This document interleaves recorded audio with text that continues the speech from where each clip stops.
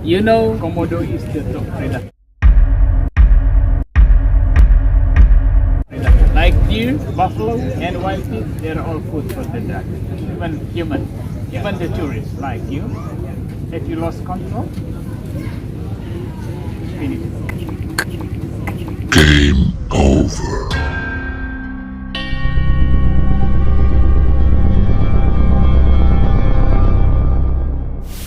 So hello, what's up mga kaislaw? Welcome back to my YouTube channel.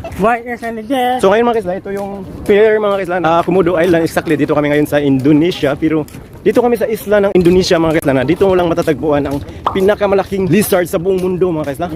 This is the Komodo Dragon. Pilipinas, huli ko lang yun. Pinas ba? Pulutan. The mother of Butike, Komodo National Park. We going to see the dragon here in Komodo Island, right?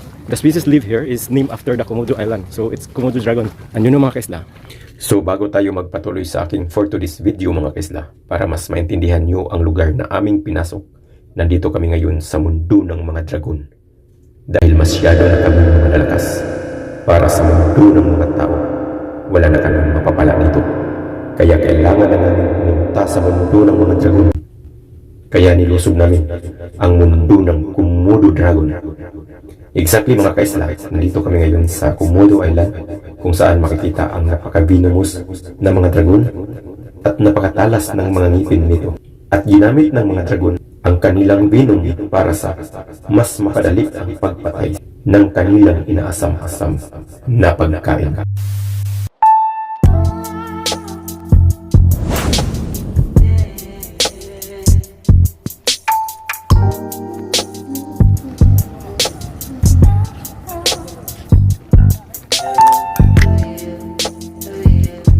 At ito na mga kaisla, napasok na talaga namin ang mundo ng mga dragon. Kaya dito pa lang mismo sa dagat mga kaisla, may makikita ka ng isang dragon na naglalakad mga kaisla. Pero may briefing muna kami sa aming tour guide bago namin pasukin ang nakagimbal-gimbal na bundok na ito mga kaisla. I'm Marcy, as your guide today. Okay, we're gonna do the trick. It takes like 1.5 hours. Briefing muna bago kami ipakain sa Komodo dito mga kaisla. Sinasabi na yung karapatan namin. Ready na namin iala yung buhay namin dito. Yung Komodo mga kaisla. Hindi mo alam kung kailan na-attack. So yan yung mapa mga kaisla. Yung dadaanan namin. Ladies and gentlemen, now this is the map of the trekking.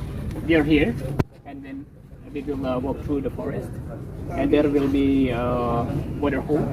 There we can always spot the dragon, and then we will keep going through the forest, and there will be another nest here, and then we'll get back here. So before we are going on the trek, there's some regulations you have to avoid.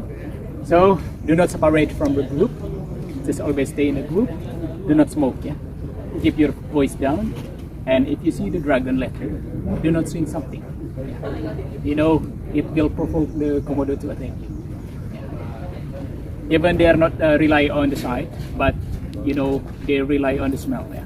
They always flick out the tongue to smell something. They can smell like 3 to 5 kilometers away. Oh.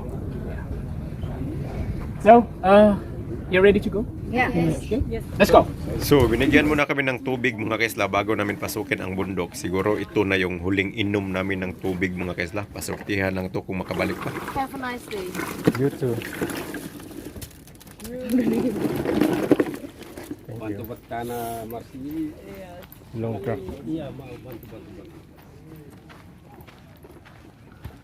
At dito mga kaisla, nag-uumpisa na ang aming paglalakbay hanggang nakarating kami sa puno na ito at pinapaliwanag ng aming tour guide na ang puno na ito ay nagproduce ng wine at may tapang na 40% to 60% alcohol mga kaisla. Kaya kung makatikim ka nito ay tiyak na mapapaaw ka. Puro vlog na ako ngayon mga kaisla kasi hindi pala pwede kami maghiwalay-hiwalay sa grupo mga kaisla. Dahil Group A, Group B. Group po kami kasi so medyo limited lang yung mga footages na i-share ko sa inyo pero huwag kang mag-alala mga kaisla. Find ways tayo ngayon dito kami ngayon sa ilalim ng puno. Ganyan kasamahan namin mga kaisla. Yan. Dalawang grupo kami E and B, so nauna yung E mga kaisla. At least pagdating sa amin busog na yung dragon. So, ngayon mga kaisla nangyari ay yung naiwan yung tour guide. Alright. Anong daw natin dyan kung ako dragon makain na sa tao. My friend, Yes.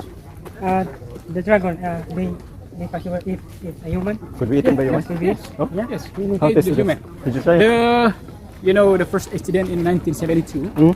there was a journalist from Switzerland. Switzerland. Yes. He eats Komodo dragon? Yeah. Yeah. So how about local people here? Did he try to eat Komodo dragon? No, you mean the human eat the Yeah, dragon? it's eaten by, huh? No. Could it be? Human. But so far, they've never tried to eat the dragon. Really? I just thought your question was dragon eat the human. Yeah, but the reverse scenario. It's like human eats dragon. No, never. Never? Never so far. But in our country, we gonna eat dragon. Maybe that's lizard. Wala. The dragon is here.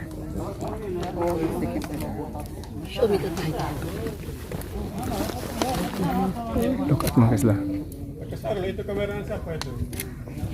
The dragon is here. So sa nakikita nyo mga kaisla is parang behave lang yung dragon. Sabi ng tour guide, busog lang yun. At alam nyo mga kaisla, yung Komodo dragon isang bisis lang kumakain sa isang buwan mga kaisla. Ngayon mga kaisla, limited lang yung may video ko ngayon kasi hindi ako masyadong makapagsalita kasi when you around in Komodo dragon mga kaisla, you have to be silent. Very cautious to your surrounding, something like that because the Komodo dragon attracts who are very noisy. That's why I prefer to keep silence all the time. Dragon mga kaisla. It's a wild dragon here. Grabe. So sa isla na ito mga kaisla, more than 4,000 Komodo dragon na nakatira dito sa isang isla na ito. Kaya ngayon mga kaisla, yung pinapasyal namin dito, yung tour namin, parang nagpunta kami sa habitat ng mga dragons mga kaisla. So, ang init dito mga kaisla. Asan yung mga kasamahan ko? Ito mga kaisla, hindi to kagaya nung mga nakaraang tour namin na yung mga wild animals na sa zoo. Ito, wala to sa zoo mga kaisla. Dito talaga mismo sa wild mga kaisla, kaya di tayo magpakampante kasi anytime pwede silang attack. Alam mo naman yun. So alam nyo mga kaisla, ang Komodo dragon napakalakas pala tumakbo mga kaisla. 20 km per hour mga kaisla. At wala ka talagang takas. Ang isang paraan lang para makatakas is umakyat ka lang ng puno mga kaisla. Mga kaisla, iba palang feeling pag ikaw mismo yung pumunta dito sa lugar ng mga dragon. Pero sa totoo mga kaisla, facts about Komodo dragon, hindi sila dragon mga kaisla. It's a lizard. Komodo dragon is like monitor lizard mga kaisla. Kaya hindi tayo masyadong mag-overthink na dragon sila. Boss Nigel, kamusta boss? Mag-hi ka naman dyan boss. Hi Boss Nigel.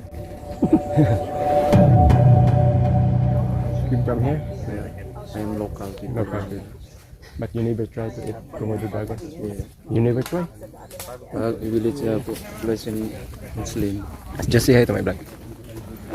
You know, your business seems look like from Philippines. So dito mga kaisla, kita nyo sa paligid. Anytime may ano dyan, may Komodo dragon. Kaya kailangan natin na control natin yung ano natin, busis. Hindi ka, sigaw. Kailangan mas malakas yung busis ng species dito sa isla na to kaysa atin. Tour guide mga kaisla, naligaw yung tour guide.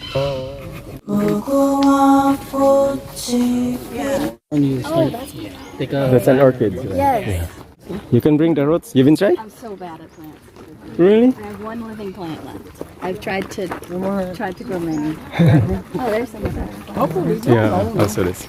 Grabe pala to dito mga kaisla kasi parang inikot namin ang buong isla mga kaisla kaya hindi lang ako makapag alam mo yung kontrolado mo yung busis mo mga kaisla unlike yung mag-vlog ka na parang freely yung mga kaisla ba. So sa mga gustong makita mga kaisla kung anong meron dito sa Indonesia is parang Pilipinas lang mga kaisla. Yung mga kahoy na nakita nyo sa likuran mga kaisla, wala pinag-iba to sa mga puno natin dyan sa Pilipinas. Kaya ang Pilipinas mga kaisla, nandiyan sa kabila lang. Pwede languyin. What is that? Tissues, fresh tissue. Tissue. So kung magpunta kayo dito mga kaisla, may mga free tubig mga kaisla, free tissue. Bawal ka malibang sa kalibunan. Isla ni Jess. Yeah. Nasa Komodo. Sir. Ay, hagay pa din doon.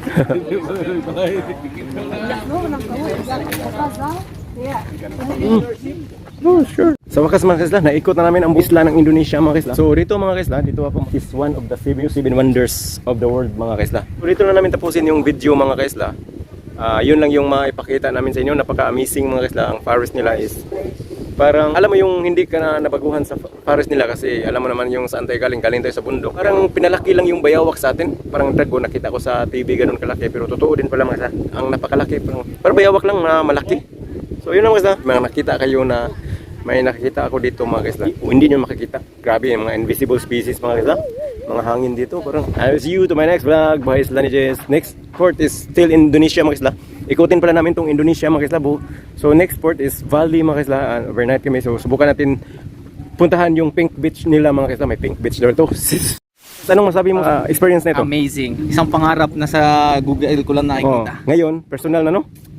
It's the reality. So yung expectation mo sa Komodo Dragon, pag personal, behave lang pala sila no? Parang Behave. sa video makita natin parang mga wild sila sa mga movie. Pero sa personal is They're very human friendly. yes, human friendly. Basta busog. Basta busog. Pero pag Kaya gutom- dapat, huwag kang magpapakain sa Komodo. Ikaw yung kakain sa Ikaw Komodo. dapat ang kumain sa Komodo.